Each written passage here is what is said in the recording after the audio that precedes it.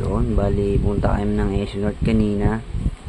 So itong pusang to sinama namin. Bali pagod na pagod siya.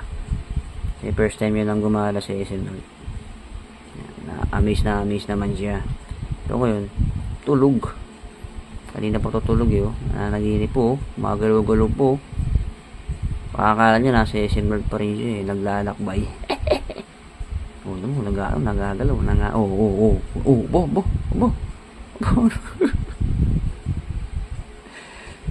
Totoo ba yun, May? Ha?